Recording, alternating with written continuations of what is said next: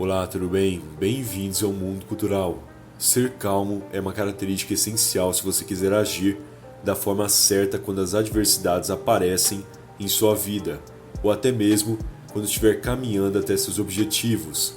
Afinal, a calma não deve ser usada para momentos de pressão ou de possível estresse apenas, mas sim para também situações onde você esteja ansioso e querendo demais chegar até onde deseja. E por que ser calmo é importante? Pois irá controlar suas emoções o suficiente para que você consiga ter uma racionalidade limpa e eficaz o suficiente para passar pelo caminho do sucesso. Porém, outro ponto que está ligado à calma é o silêncio. Uma situação que prova isso é quando você está ansioso para contar para alguém sobre seu plano e vai lá e bota tudo para fora em uma conversa com algum amigo, por exemplo. Porém, se você tivesse calma, saberia que não era adequado sair por aí falando sobre planos e, com isso, conseguiria manter silêncio. Logo, essas duas características estão ligadas de certo modo e é isso que irei explorar nesse vídeo. Então vamos ao que interessa. Aliás, antes de começar, já vai deixando aquele like para valorizar o trabalho feito aqui e caso não esteja inscrito, se inscreve aí. Bom, vamos ao vídeo. Primeiramente, Thomas Shelby sabe muito bem que esse tipo de atitude de sair falando o que vem na mente quando suas emoções estão a mil é um erro fatal. Pode perceber que em algumas reuniões que ele faz com seus adversários, ele está sempre mais quieto, sendo que menos fala. Para Thomas, isso é muito importante. Ou o seu diálogo tem a mesma extensão que a do seu adversário, ou ele tomará a conversa de um jeito que faça o seu inimigo falar mais que ele. Pois é muito simples o motivo dele fazer isso. Quem fala mais é o que mais se entrega. Ou seja, quando ele planeja que seu adversário fale mais que ele, apenas está tramando uma situação que faz com que seu inimigo jogue mais informações e até mesmo mostre suas reais intenções, ao invés de ele fazer isso. Entende? Aquele que fala mais tem mais chances de cometer um deslize e jogar alguma informação que não deveria devido ao calor do momento, ou até mesmo na hora da raiva mostrar suas reais intenções, caindo da máscara. E na hora que o adversário comete esse erro, Thomas entra em vantagem.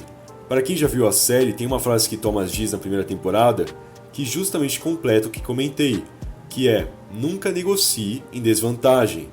Logo, é essa vantagem que Thomas procura ter. Ele fala menos, provoca o inimigo e deixa ele se entregar no meio do discurso. Por isso que você deve aprender a ser calmo e silencioso. Só com essa situação do protagonista de Peaky Blinders, já te dei 2 motivos para isso. Primeiro, o seu adversário pode usar a tática de Thomas de querer te provocar ou te instigar, sem que perceba, a falar algo que não deveria ou entregar seu jogo. E em segundo, você, se manterá calma e conseguir ser mais silencioso, poderá ter domínio da conversa e ser aquele que obterá vantagens ao conversar, e não aquele que se entregará e depois ficará se arrependendo do que falou. Já aconteceu com você isso? Tenho certeza que já. Você ali em uma conversa, na hora ali falou mais do que devia, e aí pode até ter sido na hora ou depois, ficou refletindo, putz, por que falei aquilo? E aí se arrepende de ter aberto a boca. Você não percebeu, mas só disse mais do que o necessário, pois deixou a emoção te levar. E ao permitir isso, deixou sua racionalidade escorregar e errou.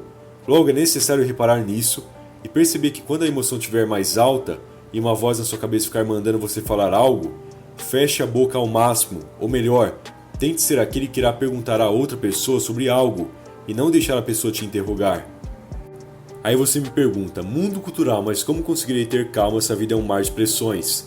Seguinte, primeiramente já comentei isso nesse vídeo, talvez você não tenha prestado atenção. Toda emoção começa a partir de um pensamento em sua mente. Basta você escolher se irá controlá-lo e matar esse pensamento, ou seja, não pensar mais nele, ou vai ficar refletindo, refletindo e refletindo, até perceber que alimentou essa ideia carregada de emoções a ponto de perder o controle da sua situação mental. Se você não está acreditando no que estou falando, pense o seguinte, o amor, por exemplo.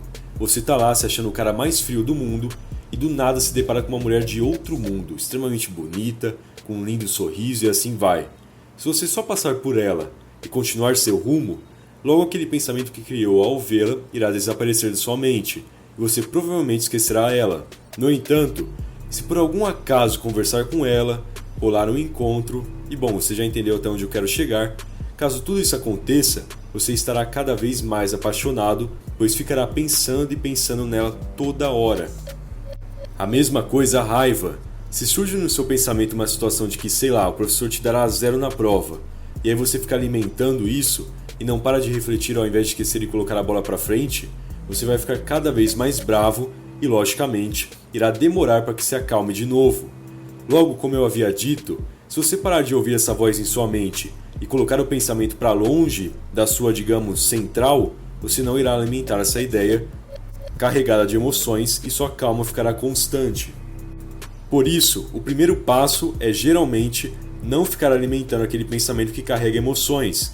E por que digo geralmente? Pois convenhamos, às vezes é bom se divertir e deixar a emoção fluir em seu corpo e mente. Afinal, não somos feitos apenas para ser racionais. Mas quando perceber que a emoção irá te atrapalhar, tome essa atitude e não alimente nada. Isso é perceptível em algumas atitudes de Thomas Shelby, por exemplo. Claro que não dá para saber o que se passa em sua mente, mas pode perceber que há momentos que algum personagem pergunta algo a ele e ao invés de ele alimentar aquela pergunta com alguma resposta, ele muda de assunto ou retribui com outra pergunta para evitar responder. Logo, analisando essas atitudes dele, dá para concluir que Thomas também evita alimentar esses pensamentos carregados de emoções quando estas serem prejudiciais a ele, pois a conversa é uma forma de alimentar essas ideias. Afinal, se você estiver falando sobre aquilo, obviamente dá espaço para a emoção se multiplicar. A outra dica que dou para ser mais calmo é achar atividades que justamente te deixam mais controlado, como ler ou se exercitar, ou até mesmo meditação, que dizem que acalma bastante. Eu, no caso, leio, bastante até. Isso me acalma muito e ao mesmo tempo me traz conhecimento, o que se torna uma vantagem. Mas isso vai de cada um, porém cuidado.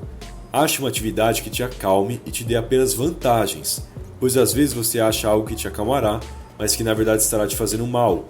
Logo, se atente quanto a isso. E na questão de ser silencioso? O silêncio entra de uma forma estratégica, como um complemento da calma. Como comentei no começo do vídeo, se você falar menos com o adversário, estará em vantagem. Porém, caso o inimigo resolva ficar te atacando com perguntas, não se desespere e nem mesmo se estresse. Mantenha a calma e com a ajuda do silêncio vai dando pausas entre a pergunta dele e a sua resposta. Assim você intimida o interrogador e dá mais tempo para bolar uma resposta curta e direta que não irá te comprometer.